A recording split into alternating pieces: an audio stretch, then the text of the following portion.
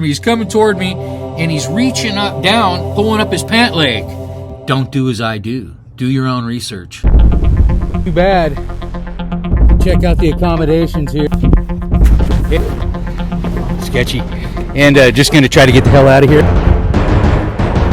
Then I find out here that this is a spot where gangs hang out.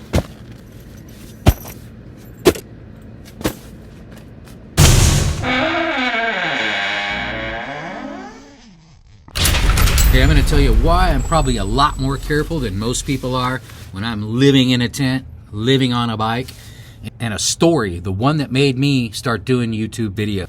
I've been beat up, robbed in Colombia, robbed in Nepal, India. This story is a good one because it's a tip. It's one of the best tips. It also gives you an idea of how I'm living out here on the bike. I've made videos about what I take on bike trips, what I have in the tent, outside the tent, inside the tent, but this one's pretty special because it's the stuff right here around me when I go to bed, okay? The stuff that's going to be within arm's reach and right by my head, some of it. I'm going to tell you what that stuff is. And also the story in here, why I do this, why I live this way. The biggest part of my whole program, Central Command. And what I have in Central Command mainly, all that heavy power banks, cords, editing stuff. And I don't take all of this stuff with me, by the way. This is base camp stuff. I'll have it when I'm traveling. If I'm going to do big trips, I'm going to keep this in a central location. It's going to have all the power banks in it, right? Keep this stuff in here, and I also keep the AM, FM radio. People give me a hard time about that one. But the people who know and spend a lot of time out and about, your phone's good for a while. You're going to want to use your phone to be a phone, not a radio. This is an AM, FM radio. I've been using that thing for years. It is awesome. Even used it in Alaska. I have an extra cell phone for emergencies.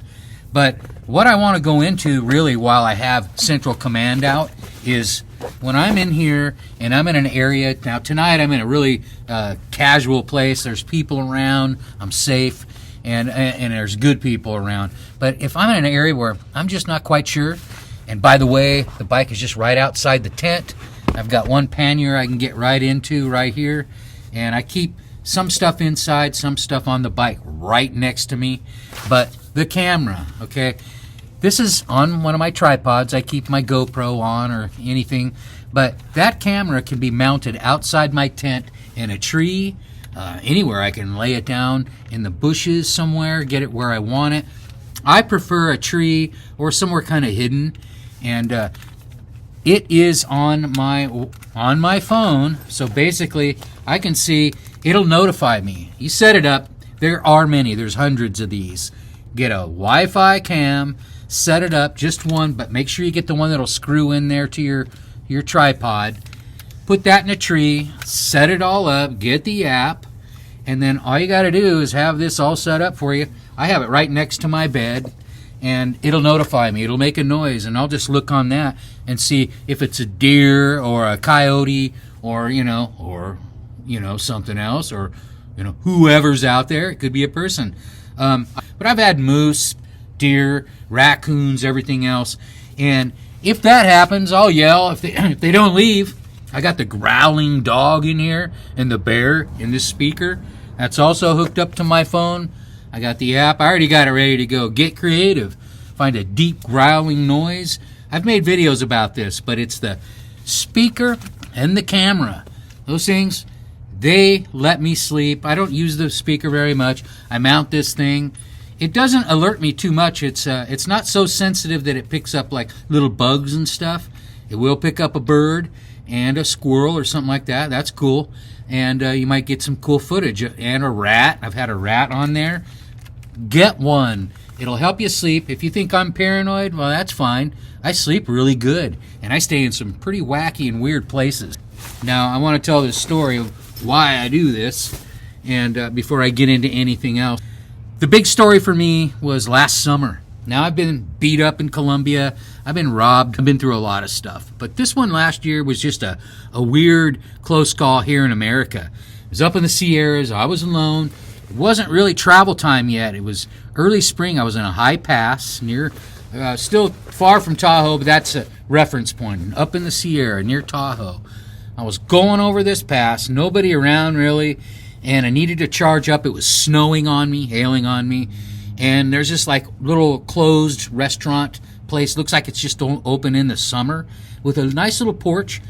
And I jumped up on there to get out of the snow, and I was plugging in there. They had an outlet. That's the whole thing there. I couldn't believe the outlet was live. Okay, cool. I'm charging up. They're probably going to open in it's May, so late April, early May.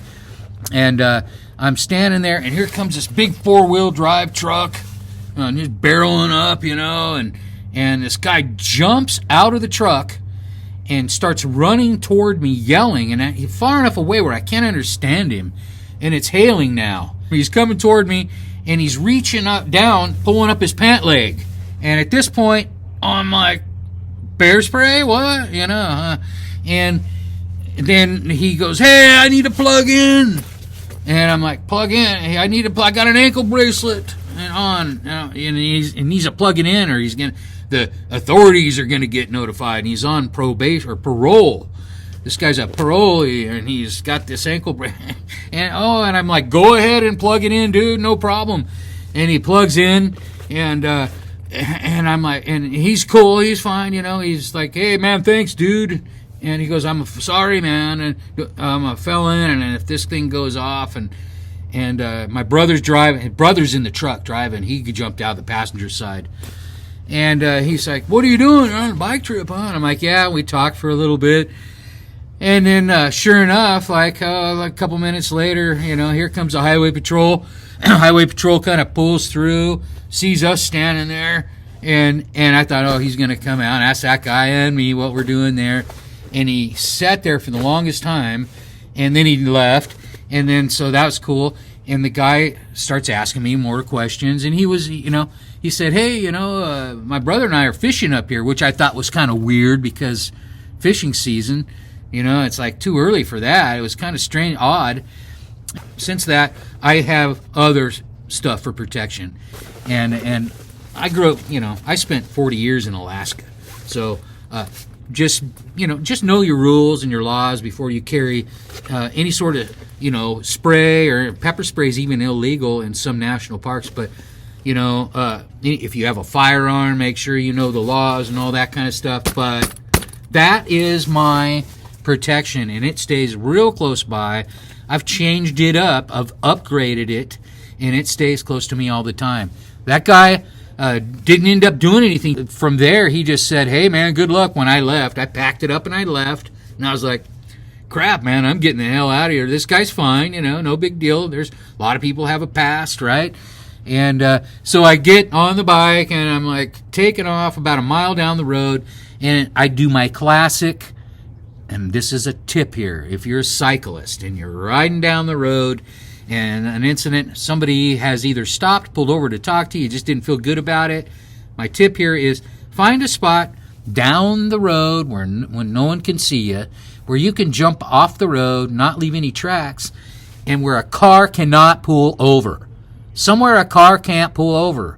If there's a guardrail, great. That's, it's hard to lift your bike over all that stuff, if you have a heavy bike. But if you can jump into the trees and take a break for a while, I've even spent a whole night just to let things calm down when somebody I thought might be messing with me. I've had some guys throwing rocks at me on the 4th of July up in Klamath Falls once. That's another video.